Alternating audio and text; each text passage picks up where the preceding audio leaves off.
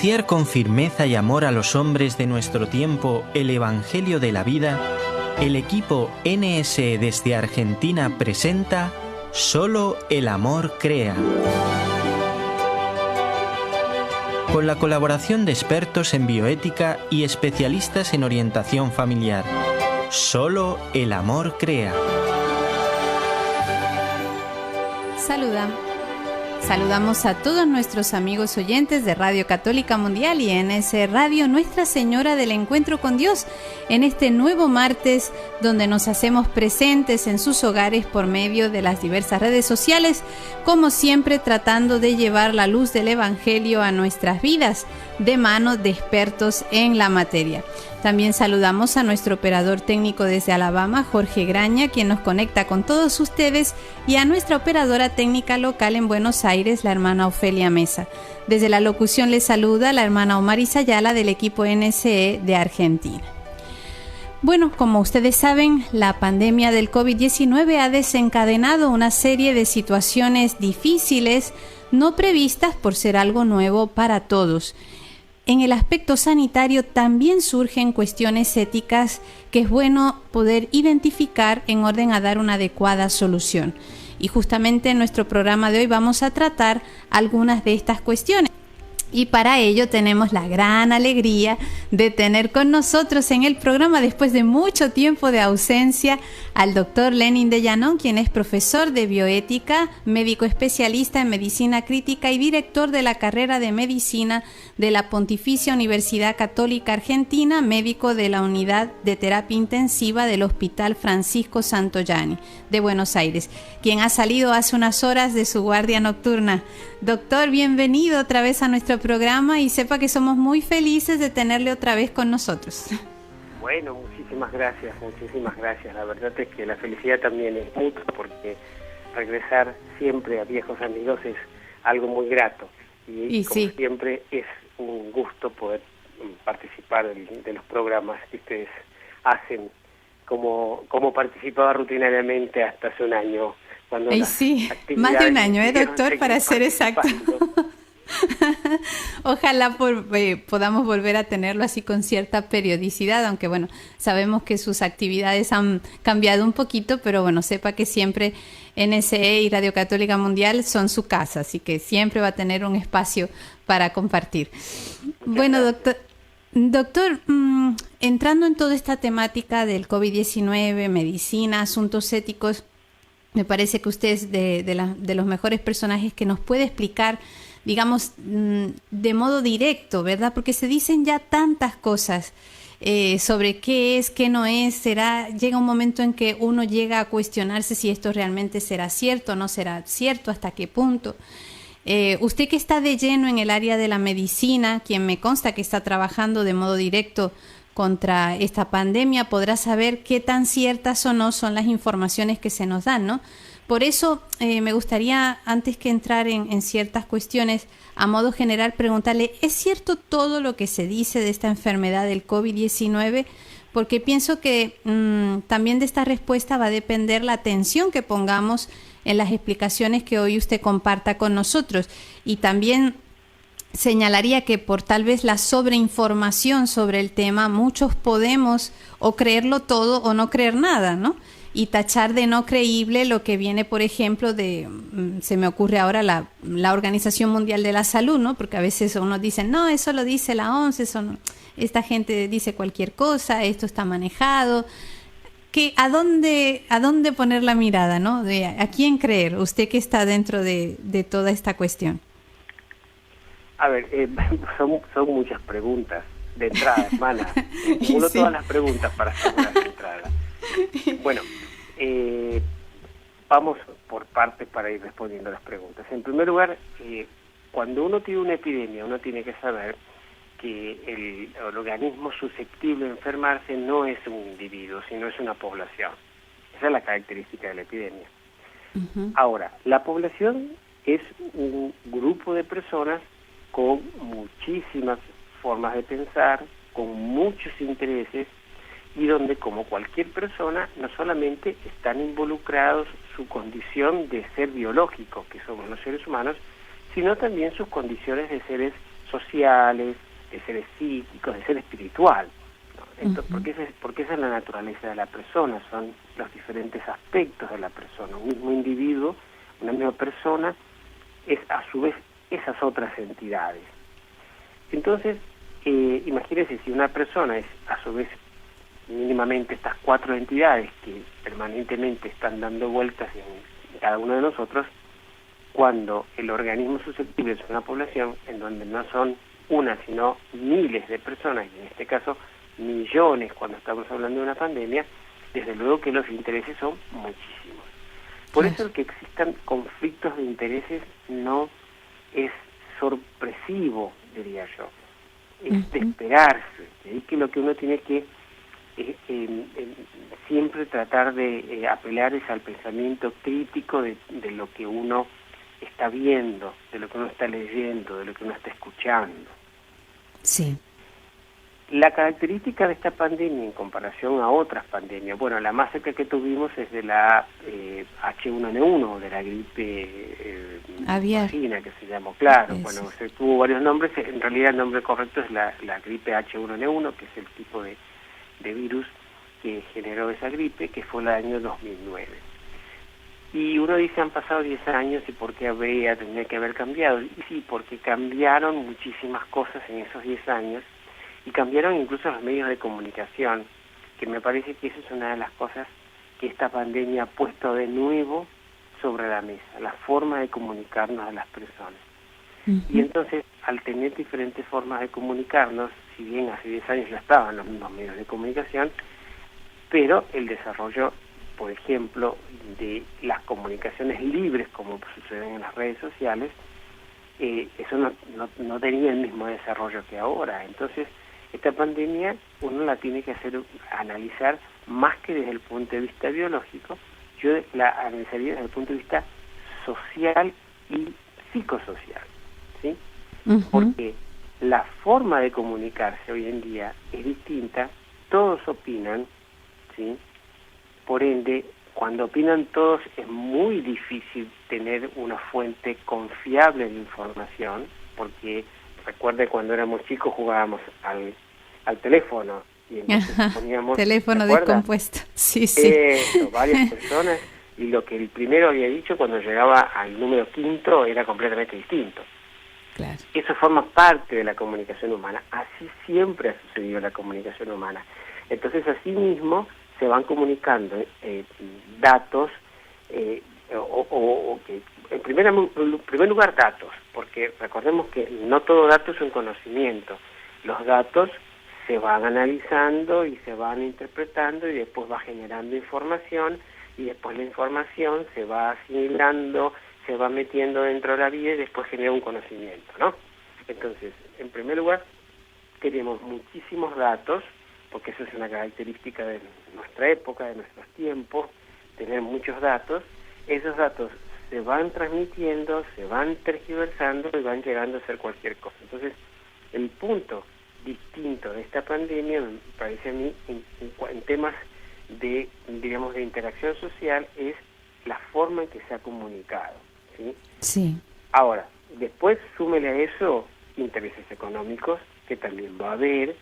Usted me preguntó algo sobre la Organización Mundial de la Salud, y ya de entrada, antes de seguir conversando, decimos, bueno, la Organización Mundial de la Salud es una gran organización mundial donde participan cientos de países con muchos intereses, en donde están intereses metidos, además los intereses sanitarios, metidos también los intereses económicos, políticos, ideológicos, los lobbies, de los cuales siempre nosotros hablamos, y hemos hablado en anteriores programas, los lobbies pro abortos, los lobbies LGTB, esos están dentro de la Organización Mundial de la Salud, ¿sí? Y siempre han estado, o mejor dicho, desde la última década y hasta un poco más, ya están presentes, diríamos, pujando por sus intereses para que las políticas que rijan la salud pública de los estados en cierta manera respondan a sus propios intereses. Sí. Entonces, tampoco quiere decir que todo lo que venga de la Organización Mundial de Salud está mal. No está mal. Pero no todo porque viene de la Organización Mundial de Salud quiere decir que está bien. Sí, porque si no, está claro. estaríamos cayendo en una especie de una gran falacia de autoridad solamente porque viene de ahí, es una palabra santa. Yo estimulo, y lamentablemente el gran problema de esta pandemia, casi yo ya lo veo como educador, es que la bajada de línea de los estados ha sido resguárdese, y que no me parece mal que pueda haber sido la forma inicial, pero esto tiene que haber estado acompañado siempre, digo yo, con educación, porque el distanciamiento social es lo que parecería ser hasta el momento lo más efectivo. No existe fármaco concreto, no existe una vacuna todavía, y todavía la población es susceptible, porque si las 3/4 partes de la población mundial dejan de ser susceptibles porque se inmunizan, por ejemplo, naturalmente se inmunizan, bueno, sería distinto, ya no sería una epidemia en todo caso, quedaría la infección, pero ya no sería una epidemia. Como eso no ha sucedido, el distanciamiento social por el momento sigue siendo lo más efectivo, por el momento.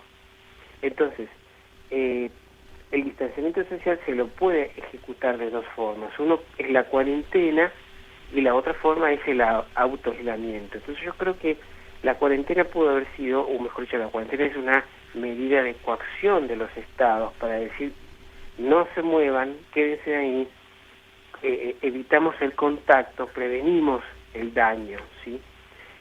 Pero eso tendría que haberse acompañado con el autoaislamiento, y para eso se necesita educación, porque el autoaislamiento ya es la decisión de la persona que dice yo quiero proteger al resto, protegerme a mí y proteger al resto. Entonces yo decido no hacer tal cosa, pero eso requiere una educación en la responsabilidad del individuo. O sea que eso es lo que sí. yo lo veo. Sí, justo sobre esto del aislamiento yo le quería preguntar, aunque bueno, me lo ha contestado, si estas medidas de aislamiento y cuarentena están siendo realmente eficaces, pero bueno, pareciera que ahora por lo que usted nos comenta es lo más eficaz, pero que digamos hay una parte que no le acompañó y tal vez por eso haya perdido cierta eficacia.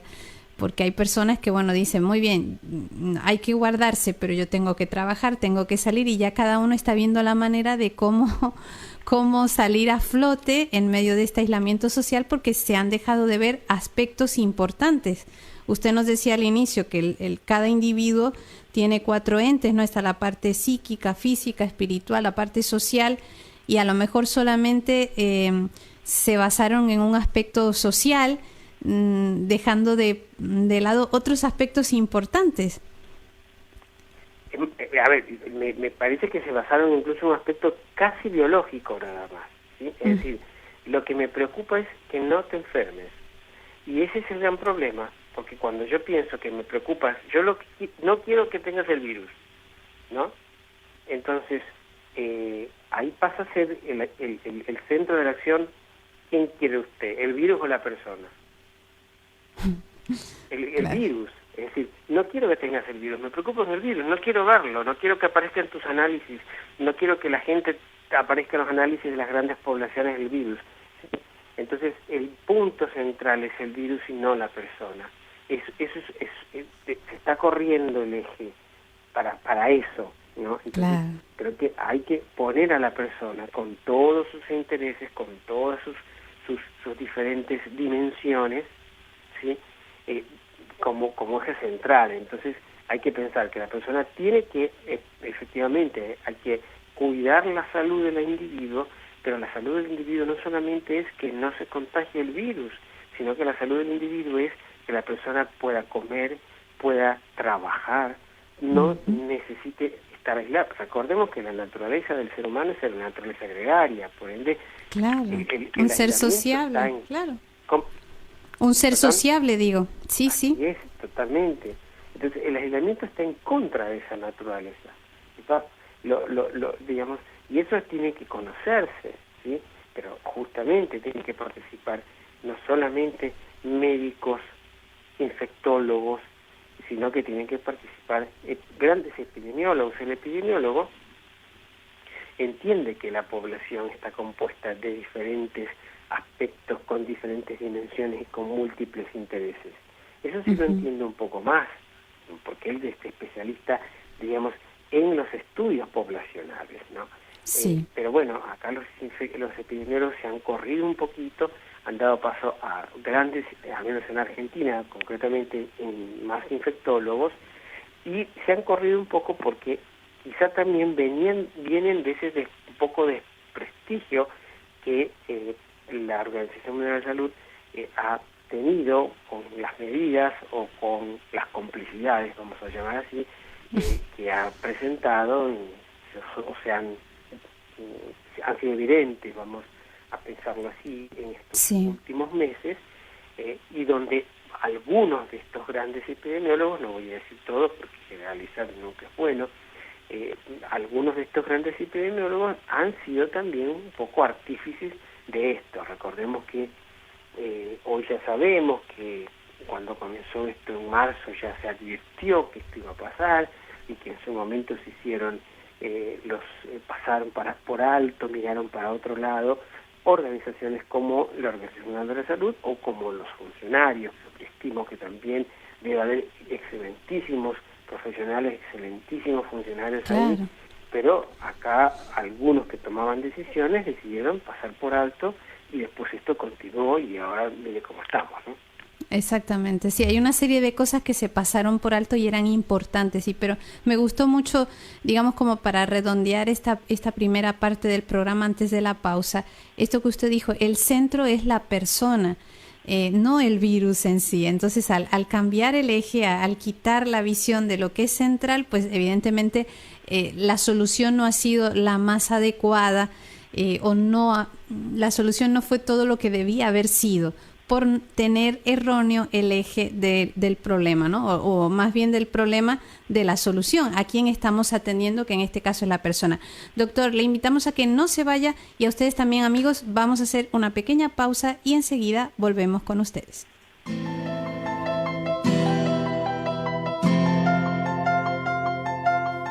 Estás escuchando Solo el Amor Crea, un programa del equipo NSE, Nuestra Señora del Encuentro con Dios, desde Buenos Aires, Argentina, para Radio Católica Mundial.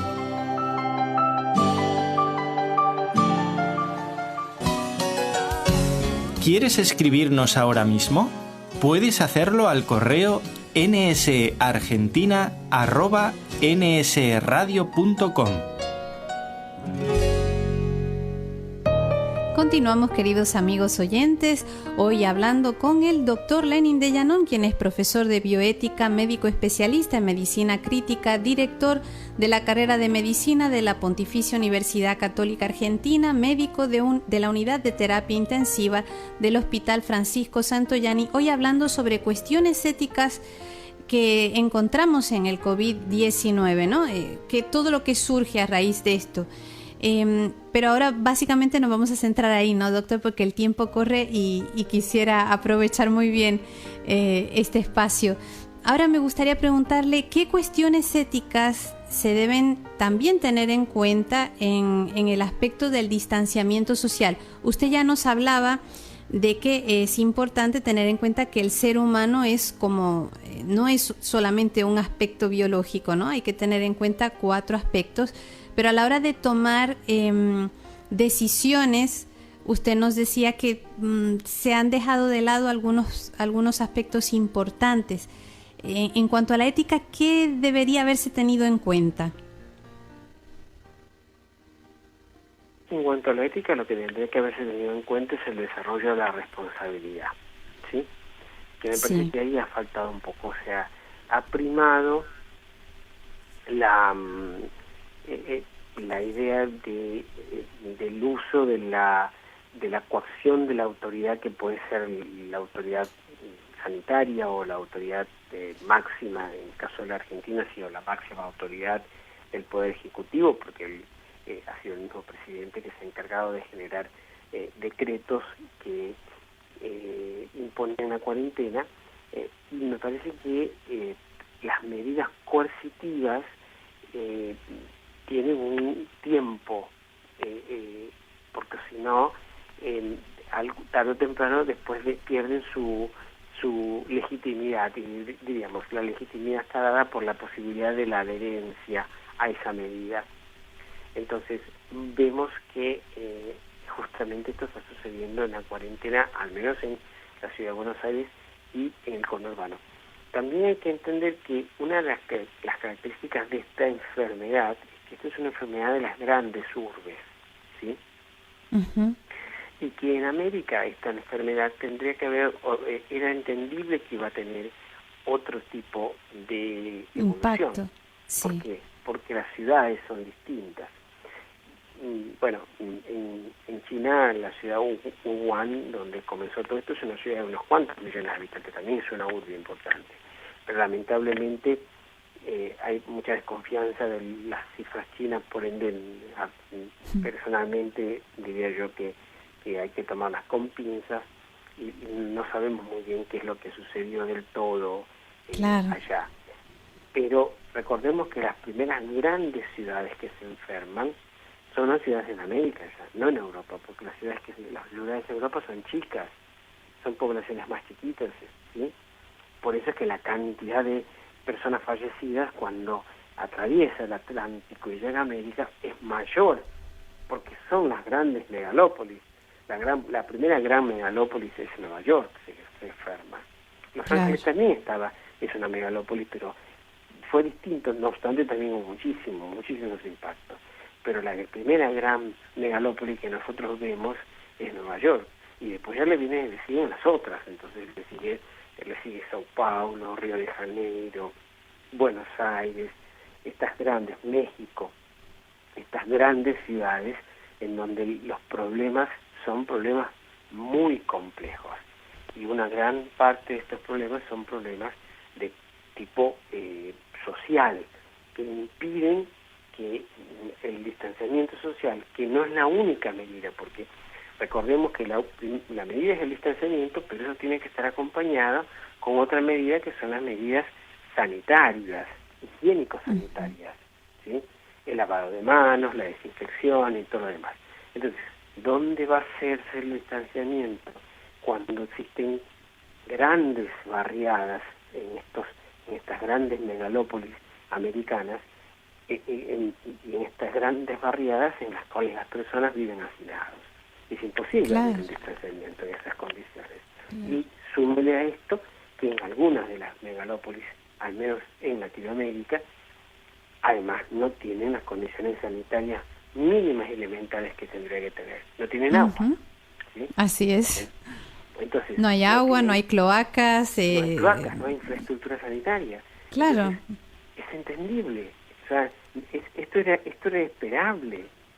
Y acá yo creo, y acá sí soy en este aspecto crítico con la responsabilidad de los tomadores de decisiones y de los gobiernos. Porque una epidemia no es una catástrofe. Y acá se trata siempre de homologar con una catástrofe para, en cierta manera, diría yo, justificar la inacción o la inadecuada acción de algunos gobiernos, ¿sí? Miren, a diferencia de la catástrofe, con la epidemia es que en la catástrofe usted no conoce lo que va a generar la catástrofe, porque una catástrofe es típico. Es repentina, es sorpresiva, es impredecible. Eso también, claro.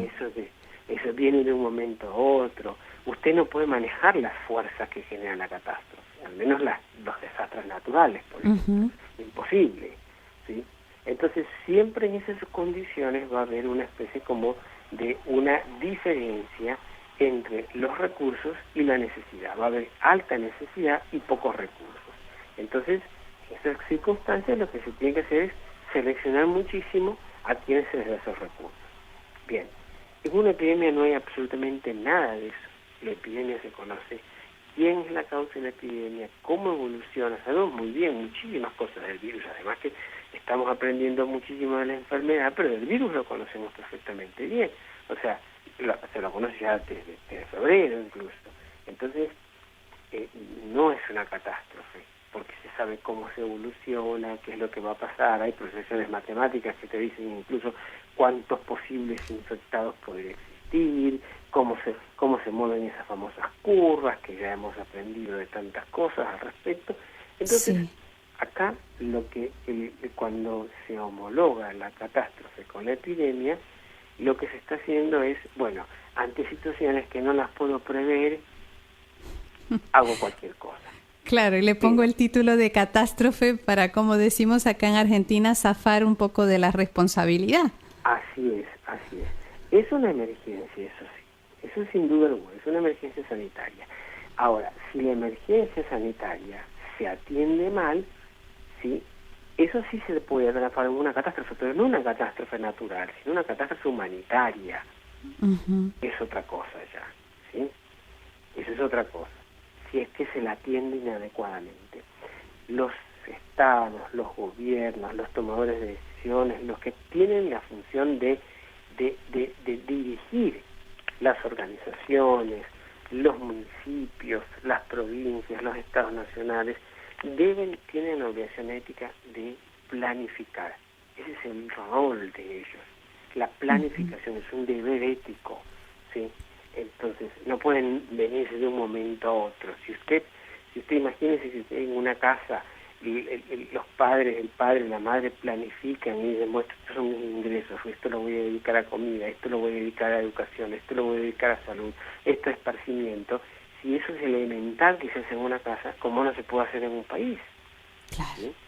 Entonces, el rol de la planificación, cuando no es adecuadamente asumido, entonces llegan, la emergencia la pueden transformar en una catástrofe humanitaria. ¿Sí? Uh-huh. Pero no porque sea algo que no se pueda evitar, sino por falta de previsión en este caso y de planificación. A ver, yo no diría falta de previsión. A ver, vamos a ser más precisos, si me permite. Sí, por favor. Yo diría por inadecuada planificación. Ok. ¿Sí? Mire, se puede planificar, pero de modo inadecuado. Bien. Claro. Cuando me presentó, salgo de guardia. Efectivamente, yo, más allá de todas las cosas que hago, sigo siendo un médico que ejerce la medicina y atiendo pacientes. ¿Sí? Entonces, ¿qué pasa? Los recursos, la característica de esta enfermedad es que hay un porcentaje que evoluciona de una manera grave y necesita un recurso muy sofisticado y costoso, como puede ser el recurso de los cuidados críticos. Pero los cuidados críticos no es exclusivamente un respirador o una cama en terapia intensiva. Y ahí viene el rol de todos los gobernantes cayeron en esto. Es decir, que se necesita cuidados críticos, que había que incrementar el número de cuidados críticos, de disponibilidad de camas en cuidados críticos. Compraron camas, consiguieron respiradores, obligaron a ciertas empresas a que hagan respiradores, pero se olvidaron que todos esos aparatos deben ser atendidos ¿por quién? Por un ser humano. Se olvidaron del profesional de la salud, de los médicos, claro, de los terapistas físicos o kinesiólogos, de los terapistas respiratorios, para el público que nos escucha en los Estados Unidos, de los enfermeros. Se olvidaron. Y ese personal es un personal más vulnerable. ¿Por qué? Porque en primer lugar es el más difícil, usted no lo puede fabricar, no puede fabricar un médico especialista en terapia intensiva, no puede fabricar una enfermera altamente capacitada para terapia intensiva, no lo puede fabricar, es imposible, ¿no? Entonces, se olvidaron de eso y es más vulnerable porque es el que se enferma, el respirador y la cama no se enferma, la persona, el profesional sí, el trabajador de la salud sí se va a enfermar, y al enfermarse sale de la esfera laboral y tiene que mantener además unos días de cuarentena o de aislamiento. Entonces, y encima estas cosas sí, que no sé, o sea, yo no creo que no pueden estar pensados. Y si yo, que no soy organizador de la salud de nada, lo pienso, y muchos lo piensan, ¿qué pasó con los que toman decisiones? ¿Por qué no lo pensaron? Y si lo pensaron, claro, y no lo hicieron, ahí ya entonces hay una responsabilidad inmensa. Claro. Uh-huh. No, pero le vamos siguiendo súper bien el hilo de esta cuestión, porque evidentemente aquí, en el lugar donde estoy, que no voy a decir el lugar exacto, efectivamente, hablando con personal de la municipalidad, sí se habilitaron tantos lugares, tenemos tantas camas, hay tantos respiradores, pero ¿qué pasó con el personal de la salud? ha sido un número insuficiente, algunos contagiados, no hay insumos suficientes para la protección del personal, y es lo que usted dice, ¿no? Solamente sé que nos quedamos en un aspecto, y el otro, que también era, no sé si igual o más importante, se nos escapó de las manos. Así es. Bueno, vamos a hacer otra pausa, doctor, y vamos a seguir hablando sobre estas cuestiones éticas tan interesantes. Por favor, no se vayan, que enseguida regresamos. Para participar en el programa con sus consultas o comentarios, marque los siguientes números telefónicos, gratuitamente desde Estados Unidos o Puerto Rico: 1-866-398-6377. Si llama desde otro país, marque el código internacional y el número 1-205-271-2976.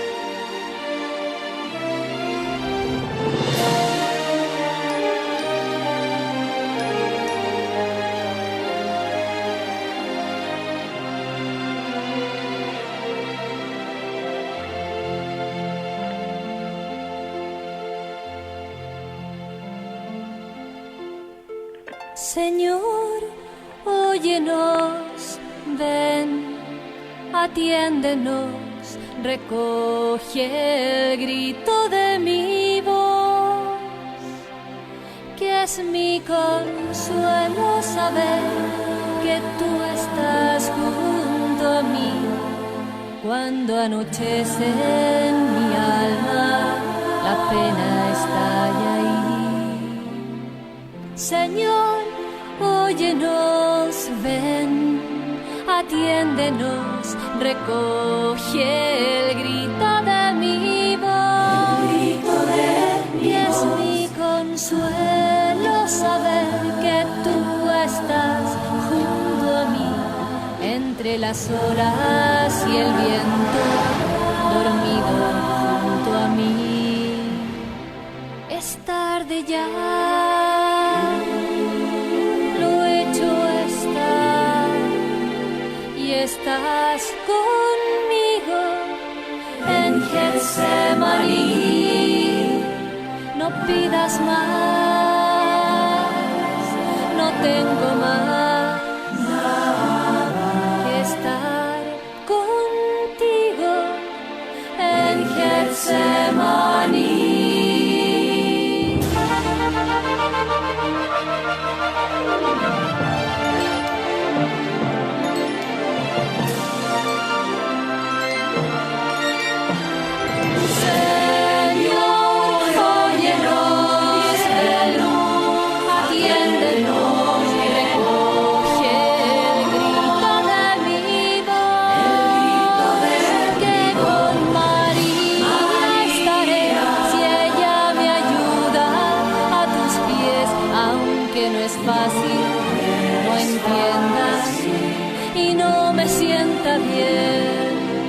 Señor, óyenos, ven, atiéndenos, recoge el grito de mi voz. El grito de mi voz. Es tu consuelo saber que yo estoy junto a ti, guiándote hacia el cielo a ser feliz.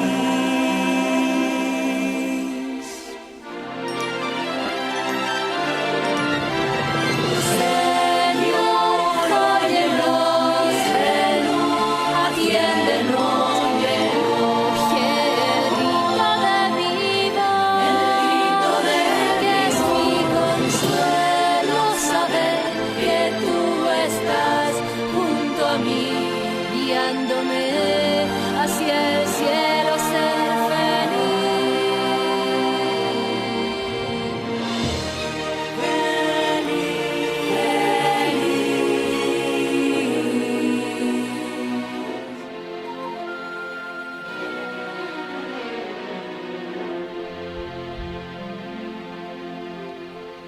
Efectivamente, es ese Dios que nos quiere hacer feliz, del cual necesitamos tanto, al cual acudimos y pedimos que nos ayude a poder afrontar estas situaciones difíciles que nos toca vivir y que también dé luz a los que les toca tomar decisiones, a todos los que están, digamos, en la línea de fuego, ¿no? Con todo este tema de la epidemia, como puede ser el personal médico.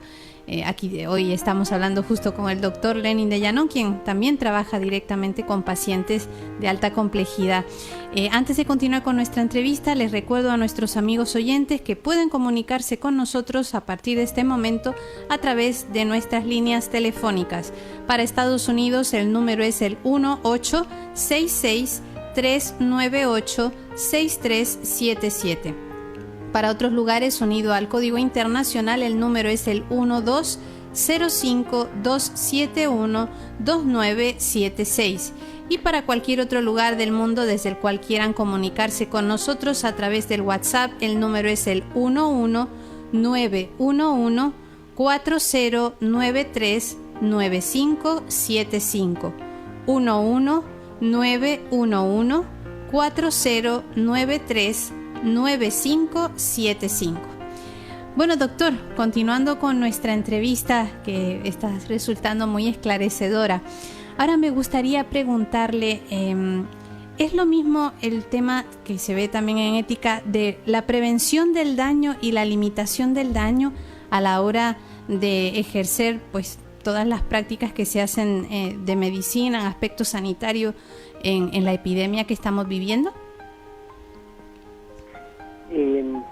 A ver, digamos, desde el punto de vista ético son dos abordajes distintos. Una cosa es la prevención del daño y una cosa es evitar el daño, y otra cosa es, usted me preguntó, ¿prevenir o evitar? ¿Cómo? Prevención y limitación, o sea, ¿hasta dónde llega? Bien, eso sí, limitación, sí. Prevención y limitación, sí. Bueno, no es lo mismo. Déjame, me regreso a lo que hablábamos al inicio, que usted también tenía una pregunta al respecto, que la base ética de la cuarentena es la base ética de la prevención del daño, ¿sí? Uh-huh. Lo que se hace es que se aísla personas que probablemente podrían estar infectadas o podrían estar en un periodo de incubación de una infección, y se trata de evitar el contacto con esas personas. Esa es la base de la prevención del daño. El autoaislamiento tiene como concepto la limitación del daño, ¿sí? Uh-huh. En la limitación del daño se parte de que el daño ya está. En la prevención el daño no está y podría no estar.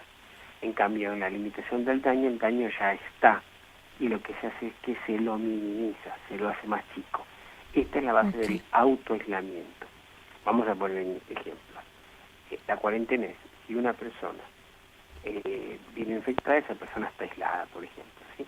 Pero lo que se hace es que se recluye a la población, se le dice que no salga de sus casas, en este caso de esta cuarentena, para que no tenga contacto con alguien que podría estar infectado o que podría estar en un periodo de incubación y que no supiera. Es decir, lo que yo hago es evito que la persona que está sana se contacte con una persona que esté enferma, o que podría ser una persona capaz de transmitir la enfermedad. Uh-huh. Esa es la prevención, ¿sí? El tema es que no se puede vivir permanentemente previendo, porque, claro, o sea, eso implica que la persona nunca salga. Entonces son los riesgos que a veces uno tiene que tomar en la vida. La vida tiene determinados riesgos que son parte del quehacer de la vida. Esto no quiere decir que uno tenga que arriesgarse a infectarse o enfermarse. Si puede prevenirse, es obligación moral la prevención de una enfermedad. El hecho es que cuando esa enfermedad está tan difundida en la población, vos no podés no actuar diciéndole, mira, el que está enfermo puede también limitar la posibilidad de dañar, porque también tiene que salir, lo mismo que el que no está enfermo y que lo hemos tenido recluido durante mucho tiempo. Entonces, la limitación del daño es la que hay que requiere un poco más de educación. La cuarentena es más sencilla de ese aspecto, porque requiere una orden, punto, ya está, no se mueva, quédese ahí. Pero a la larga es difícil de llevar, como se está observando. ¿Sí?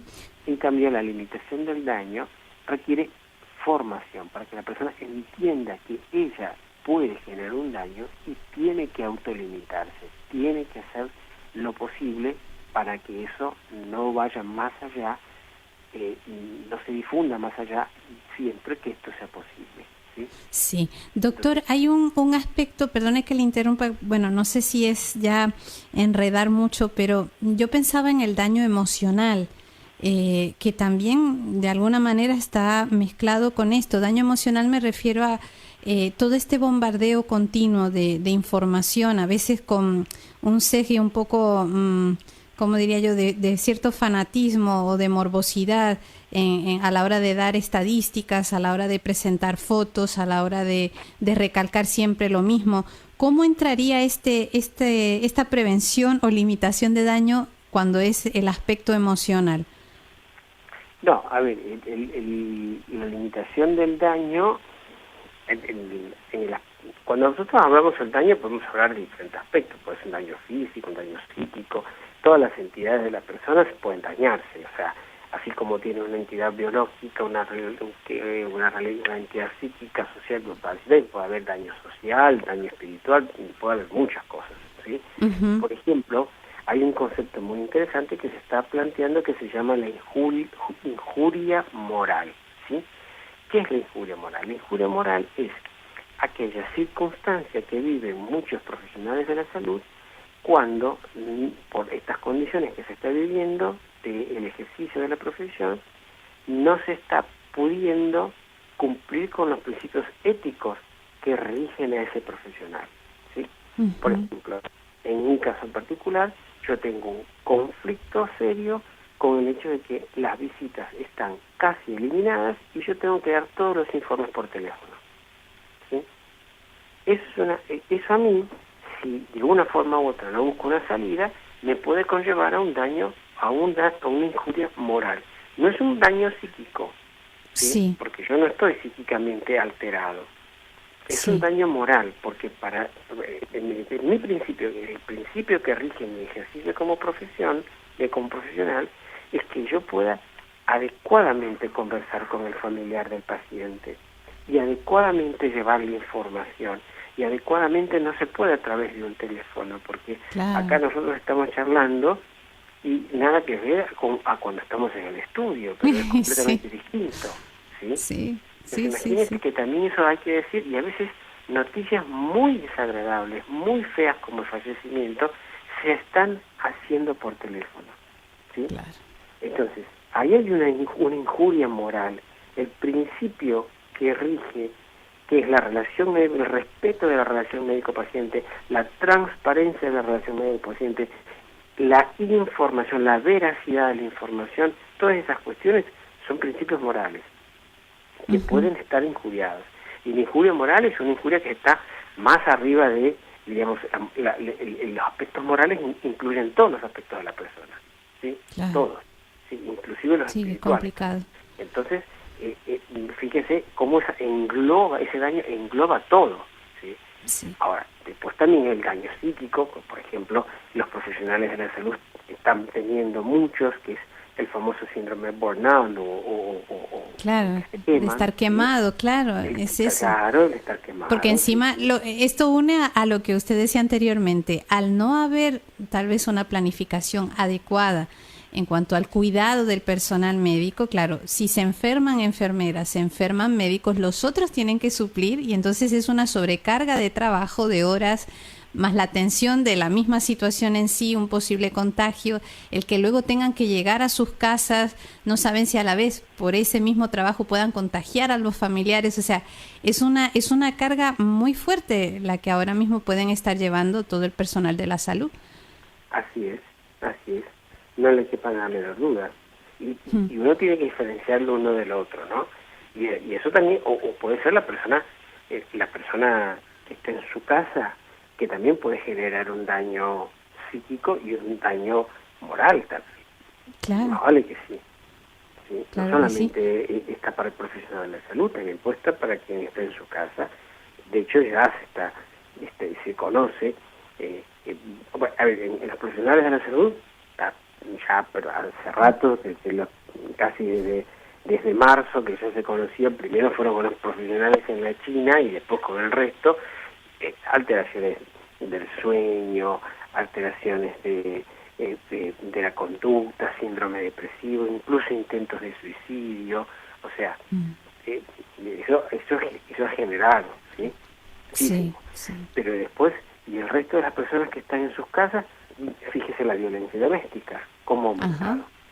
Claro, y los mismos ancianos que están solos, aislados, incluso hay ancianos, conocemos casos directos de familiares que le dejan la comida por debajo de la puerta, por una ventana, porque el miedo de que lo contagio, y entonces eso mismo les causa depresión. Los que están en ancianatos tienen prohibidas las visitas. Es una cadena bastante larga y complicada, ¿no? Sí, y con más probabilidades incluso de morirse, porque eso ¿Sí? Las personas mayores son las personas en donde ahí está muy claro que... Máxima vulnerabilidad, claro. Claro, sí. Uh-huh. Doctor, y lamentablemente el tiempo no nos perdona, pero ya me queda solo esta pregunta que a lo mejor va a ser difícil resumir, pero bueno, aunque sea a grosso modo. Una cuestión muy importante que se va presentando, sobre todo en los profesionales de la salud, es cómo decidir quién debe recibir la atención médica en medio de una escasa asignación de recursos médicos, y esto unido a si está en sus manos, en las manos del personal de la salud, decidir quién vive y quién muere. ¿Cómo se maneja esto?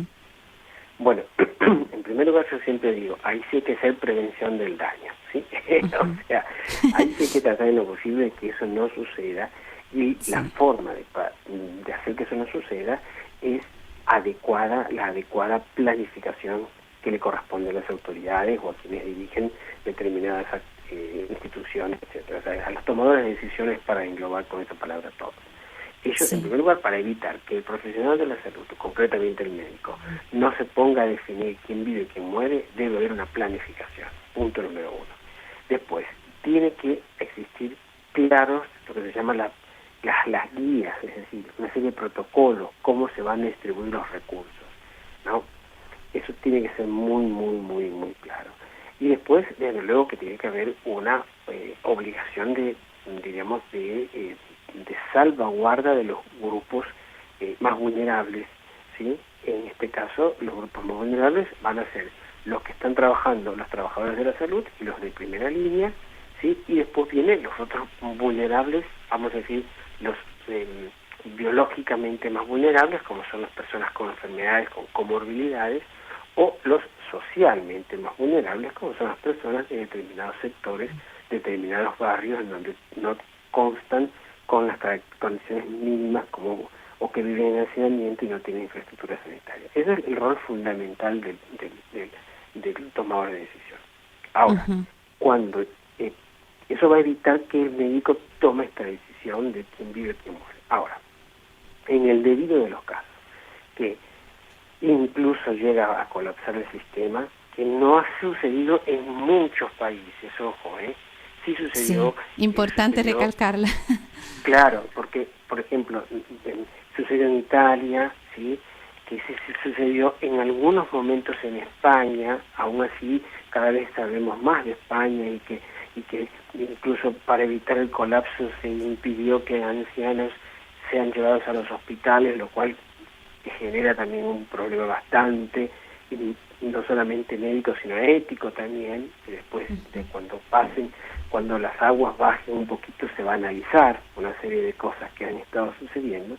Pero en el caso de que sucede el colapso y no hay posibilidad y se cae todo el mundo abajo, lo que se tiene que usar es el criterio de salvar la mayor cantidad de vidas y la mayor vida posible. Es decir, a la mayor cantidad de gente posible y la mayor cantidad de gente posible la que tenga más posibilidades sobre vida, o sea, más vida por delante, ¿sí? Es decir, tener muy en claro que la edad o el estado funcional no deben de ser criterios únicos como para definir a quién administrar esos recursos. Si yo tengo que ingresar a terapia intensiva a un paciente, que es el recurso más complejo y costoso, que son los cuidados críticos, no solamente debe definir la edad o si la persona tiene algún tipo de discapacidad o tuvo una secuela de un accidente cerebrovascular o tiene una insuficiencia cardíaca. No tiene que definir solamente eso, sino que tiene que definir una serie de condiciones y que tiene que buscarse el que tenga la mayor probabilidad de vida por delante, ¿sí? Y de esos, la mayor cantidad de personas que sean así, ¿sí? O sea que, fíjese, esto que usted nos dice, esperemos que todos los médicos, enfermeras y todo personal sanitario lo tengan claro, o por lo menos que se guíen por las mismas bases, ¿no? Por eso la importancia de la ética, pensaba mientras usted hablaba. Si no, estamos en manos del que esté de turno, perdone la expresión, ¿no? Bueno, ese es el rol justamente de la guía.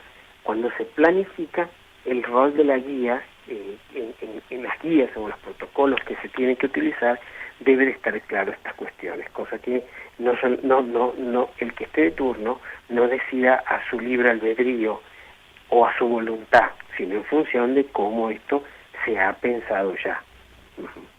Y doctor, bueno, ya nos quedan apenas 2 minutos, pero a modo así de resumen, usted su experiencia en medio de la pandemia, ¿cómo la resumiría? Como médico, como personal de la salud, compañero de otros, ¿cómo resumiría su experiencia en este tiempo de pandemia?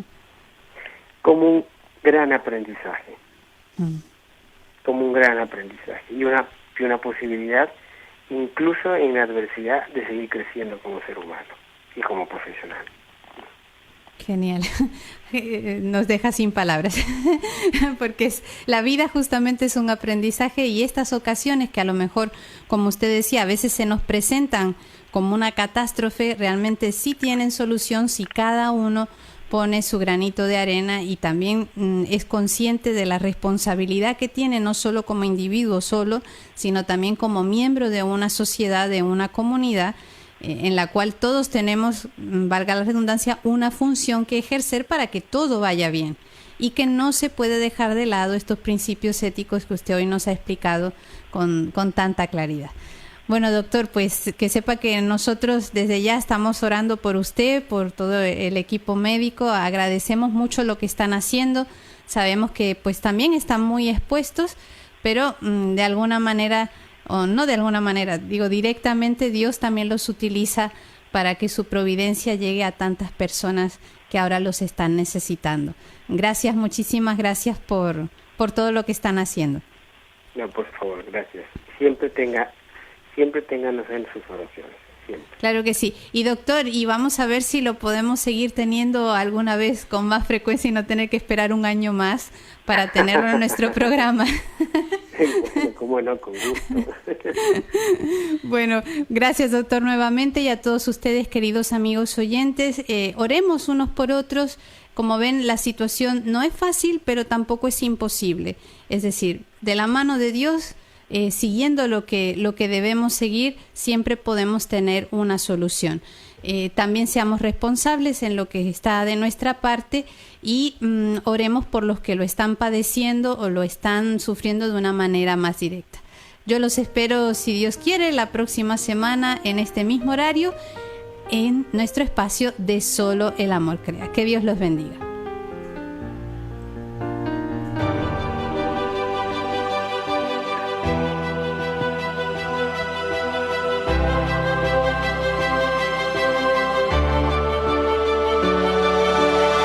Para anunciar con firmeza y amor a los hombres de nuestro tiempo el Evangelio de la vida, el equipo NSE desde Argentina presentó Solo el Amor Crea.